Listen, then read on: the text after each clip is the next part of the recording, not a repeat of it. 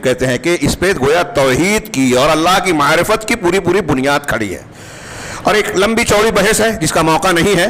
یہ میرے ہاتھ میں جو کاغذات ہیں اس میں مختلف اقوال اور عبارتیں ہیں جس میں یہ بھی بیان کیا گیا ہے کہ یہ چاروں نام اللہ تعالیٰ کے اسماء حسنہ کا حصہ ہیں. اس میں اہل سنت والجماعت میں کسی کا اختلاف نہیں ہے. علامہ قرطبی نے الظاہر الباطن کے بارے میں بھی الاول الآخر کے بارے میں زیادہ اختلاف نہیں ہے.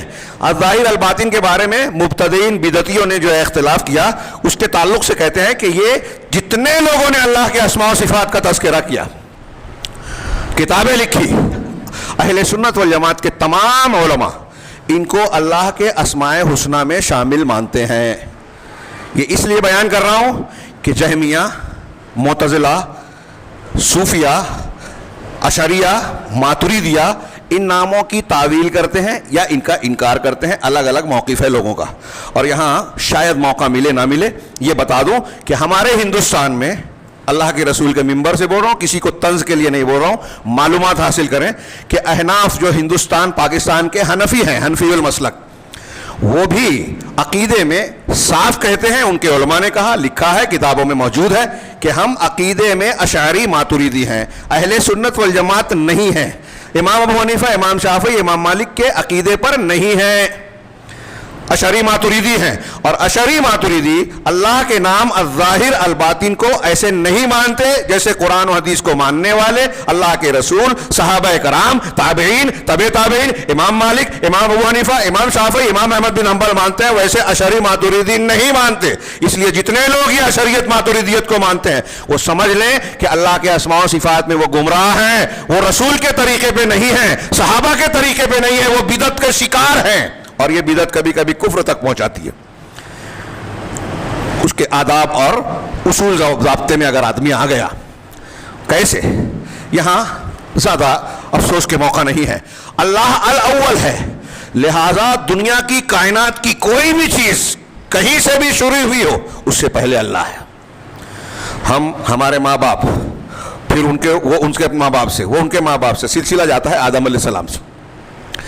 ایسے ہی کائنات کی جتنی مخلوقات ہے کہیں نہ کہیں سے شروع ہوئی. اللہ رب العالمین کی شروعات نہیں ہے الاول. اگر کسی غیر مسلم کو ہم یہ معنی صرف الاول سمجھا دیں تو شاید وہ ایمان لانے پر مجبور ہو، توفیق ہوگی تو لانا پڑے گا اس کو. ہاں، شیطان یہ سوال ڈالتا ہے کہ سب اس کو اللہ نے پیدا کیا، اس کو اللہ نے پیدا کیا، بخاری مسلم کے حدیث میں، تو دل میں ڈالتا ہے وسوسہ، اللہ کو کس نے پیدا کیا؟ یہی سوال مجھ سے ایک جینی نے کیا تھا اندور میں کہ تم یہ کہتے ہو اللہ نے ہم کو بنایا، ان کو بنایا، تو اللہ کو کس نے بنایا؟ تو میں نے ان کو کہا کہ اگر اللہ کو کسی نے بنایا ہوتا، اگر اللہ کو کسی نے بنایا ہوتا، یعنی اگر اللہ مخلوق ہوتا تو ہم اللہ کو بھی نہیں مانتے، اس کی عبادت نہیں کرتے. ہم مخلوق کی عبادت نہیں کرتے. اللہ کو ہم اس لیے اللہ مانتے ہیں، عبادت کے لائق مانتے ہیں کہ وہ خالق و مالک ہے، وہ ہمیشہ سے ہے، اس کی کوئی ابتدا نہیں ہے. یہ ہم سمجھ نہیں سکتے ہمارے دماغ میں کہ زمانہ کہاں سے شروع ہوا، اس کی کوئی ابتدا نہیں ہے، ہم سمجھ ہی نہیں سکتے. ٹائم لیس، وقت کی کوئی ابتدا نہیں. اسی سے اہل علم کہتے ہیں کہ اللہ رب العالمین قدیم ہے. یہ قدیم کا لفظ اللہ کے لیے استعمال کرنا صحیح نہیں ہے، لیکن جو کتابوں میں ہے قدیم ہے بلا ابتدا، جس کی کوئی ابتدا نہیں، ہمیشہ سے ہے. اور اللہ کی ذات جب ہمیشہ سے ہے تو اس کی صفات بھی ہمیشہ سے ہے. کوئی صفت بعد میں نہیں آئی کہ پہلے نہیں تھی اب ہو گئی، ورنہ یہ مانا ہوگا کہ پہلے خامی تھی اب خوبی ہو گئی. تو اللہ رب العالمین الاول ہے. کائنات کی کوئی بھی چیز ابتدا کہیں سے ہوئی ہو اس سے پہلے اللہ ہے. اگر یہ معنی سمجھے تو ہمارے لیے اس کے ثمرات اور آثار کیا ہونا چاہیے؟ یہ ماننا چاہیے کہ کائنات میں جو بھی چیز ہم کو ملی ہے اس کو بنانے والا کون ہے؟ اللہ ہے. جتنے کائنات کی چیزیں ہم ان کو اسباب پر نظر رکھتے ہیں، اس سے ہم کو روزی ملتی ہے، اس سے جیسے ہندو دھرم میں جن چیزوں سے فائدہ ملتا ہے اس کی بھی پوجا پاٹ ہوتی ہے، جو نقصان کا ذریعہ بنتے ہیں ان کی بھی پوجا پاٹ ہوتی ہے. گائے دودھ دے رہی ہے اس کی پوجا، سانپ ڈستا ہے اس کی بھی پوجا. تو نفع اور نقصان کا ذریعہ جو بن رہے ہیں، شرک کی ایک بڑی وجہ یہی ہے کہ مسبب کو بھول کر اسباب پر نظر رکھنا. بہت اچھی طرح سمجھیں یہ جملہ جو میں نے کہا، نوجوان خاص طور سے، کہ جو اسباب ہے اللہ تعالیٰ نے کہ ہم تقیہ کہ اس کے یہ کریں گے تو ہم کو روزی ملے گی، یہ ناراض ہو گئے تو ہماری دنیا آخرت بگڑ جائے گی، یہ اسباب ہیں دنیا کے.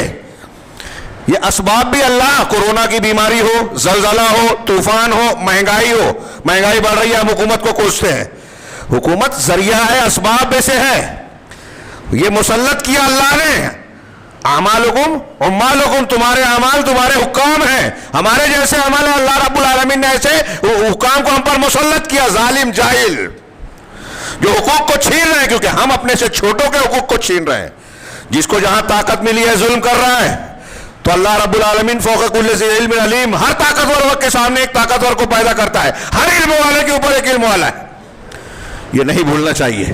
تو اللہ تبارک و تعالیٰ الاول ہے، لہٰذا بندے کو یہ سوچنا چاہیے کہ دنیا میں جو بھی احسانات ہیں، نعمتیں ہیں، اچھائیاں ہیں، وہ اللہ کی دی ہوئی ہے. کائنات کا کوئی جب تھا ہی نہیں تو دے کیسے سکتا ہے؟